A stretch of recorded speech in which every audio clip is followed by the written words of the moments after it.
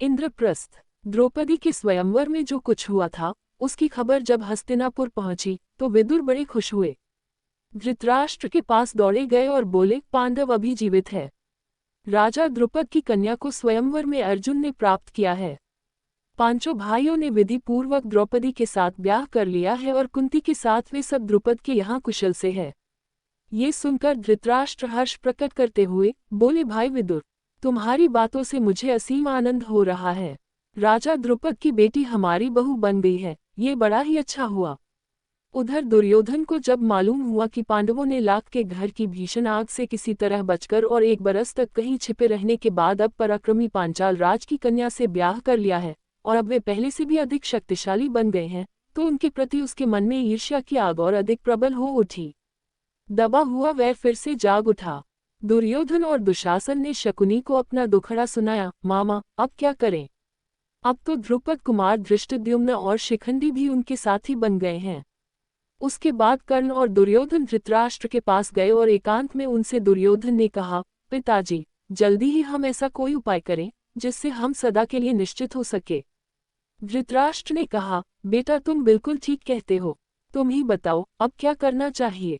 दुर्योधन ने कहा, तो फिर हमें कोई ऐसा उपाय करना चाहिए जिससे पांडव यहाँ आए ही नहीं, क्योंकि यदि वे इधर आए तो जरूर राज्य पर भी अपना अधिकार जमाना चाहेंगे। इस पर कर्ण को हंसी आ गई। उसने कहा, दुर्योधन, अब 1 साल बाहर रहने और दुनिया देख लेने से उन्हें काफी अनुभव प्राप्त हो चुका है। एक शक्ति संपन्न राजा के यहाँ उन्होंने शरण ली है, इस पर उनके प्रति तुम्हारा वैरभाव उनसे छिपा नहीं है, इसलिए छल प्रपंच से अब काम नहीं बनेगा। आपस में फूट डालकर भी उनको हराना संभव नहीं है। राजा द्रुपद धन के प्रलोभन में पने वाले व्यक्ति भी नहीं है। लालच देकर उनको अपने पक्ष में करने का विचार बेकार है। पांडवों का साथ में कभी नहीं छोड़ेंगे। द्रौपदी के मन में पांडवों के प्रति घृणा पैदा हो ही नहीं सकती।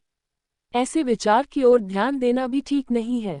हमारे पास केवल एक ही उपाय रह गया है और वह ये है कि पांडवों की ताकत बढ़ने से पहले उन पर हमला कर दिया जाए। कर्ण तथा अपने बेटों के परस्पर विरोधी बातें सुनकर धृतराष्ट्र इस बारे में कोई निर्णय नहीं ले सके। वे पितामह भीष्म तथा आचार्य द्रोण को बुलाकर उनसे सलाह मशवरा करने लगे। पांडु पुत्रों के जीवित रहने की खबर पाकर पितामह भीष्म के मन में भी आनंद की लहरें उठ रही थी। भीष्म ने कहा, बेटा, वीर पांडवों के साथ संधि करके आधा राज्य उन्हें दे देना ही उचित है। आचार्य द्रोण ने भी यही सलाह दी। अंग नरेश कर्ण भी इस अवसर पर धृतराष्ट्र के दरबार में उपस्थित था। पांडवों को आधा राज्य देने की सलाह से उसे बिल्कुल अच्छी न लगी। दुर्योधन के प्रति कर्ण के हृदय में अपार स्नेह था, इस कारण द्रोणाचार्य की सलाह सुनकर उसके क्रोध की सीमा न रही।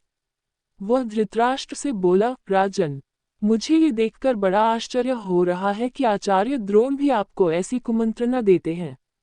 राजन, शासकों का कर्तव्य है कि मंत्रणा देने वालों की नीयत को पहले परख ले, फिर उनकी मंत्रणा पर ध्यान दे।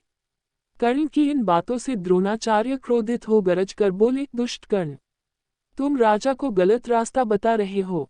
ये निश्चित है कि यदि राजा धृतराष्ट्र ने मेरी तथा पितामह की सलाह न मानी और तुम जैसों की सलाह पर चले, तो फिर कौरवों का नाश होने वाला है। इसके बाद धृतराष्ट्र ने धर्मात्मा विदुर से सलाह ली। विदुर ने कहा, हमारे कुल के नायक भीष्म तथा आचार्य दोनों ने जो बताया है वही श्रेयस्कर है। कर्ण की सलाह किसी काम की नहीं है। अंत में सब सोच विचार कर धृतराष्ट्र ने पांडु के पुत्रों को आधा राज्य देकर संधि कर लेने का निश्चय किया और पांडवों को द्रौपदी तथा कुंती सहित सादर लिवा लाने के लिए विदुर को पांचाल देश भेजा। विदुर पांचाल देश को रवाना हो गए। पांचाल देश में पहुंचकर विदुर ने राजा द्रुपद को अमूल्य उपहार भेंट करके उनका सम्मान किया और राजा धृतराष्ट्र की तरफ से अनुरोध किया कि पांडवों को द्रौपदी सहित हस्तिनापुर जाने की अनुमति दे। विदुर का अनुरोध सुनकर राजा द्रुपद के मन में शंका हुई। उनको धृतराष्ट्र पर विश्वास न हुआ। सिर्फ इतना कह दिया कि पांडवों की जैसी इच्छा हो वही करना ठीक होगा। तब विदुर ने माता कुंती के पास जाकर अपने आने का कारण उन्हें बताया। कुंती के मन में भी शंका हुई कि कहीं पुत्रों पर फिर कोई आफत न आ जाए। विदुर ने उन्हें समझाया और धीरज देते हुए कहा, देवी, आप निश्चिंत रहे। आपके बेटों का कोई कुछ नहीं बिगाड़ सकेगा। वे संसार में खूब यश कमाएंगे और विशाल राज्य के स्वामी बनेंगे। आप सब बेखट के हस्तिनापुर चलिए। आखिरकार द्रुपद राजा ने भी अनुमति दे दी और विदुर के साथ कुंती और द्रौपदी समेत पांडव हस्तिनापुर को रवाना हो गए। उधर हस्तिनापुर में पांडवों के स्वागत की बड़ी धूमधाम से तैयारी होने लगी। जैसा कि पहले ही निश्चय हो चुका था, युधिष्ठिर का यथाविधि राज्याभिषेक हुआ और आधा राज्य पांडवों के अधीन किया गया। राज्याभिषेक के उपरांत युधिष्ठिर को आशीर्वाद देते हुए धृतराष्ट्र ने कहा, बेटा युधिष्ठिर, मेरे अपने बेटे बड़े दुरात्मा हैं। एक साथ रहने से संभव है कि तुम लोगों के बीच वैर बढ़े। इस कारण मेरी सलाह है कि तुम खांडवप्रस्थ को अपनी राजधानी बना लेना और वहीं से राज करना। खांडवप्रस्थ वह नगरी है जो पुरु, नहुष एवं ययाति जैसे हमारे प्रतापी पूर्वजों की राजधानी रही है। हमारे वंश की पुरानी राजधानी खांडवप्रस्थ को फिर से बसाने का यश और श्रेय तुम ही को प्राप्त हो। धृतराष्ट्र के मीठे वचन मानकर पांडवों ने खांडवप्रस्थ के भग्नावशेषों पर, जो कि उस समय तक निर्जन वन बन चुका था, निपुण शिल्पकारों से एक नए नगर का निर्माण कराया।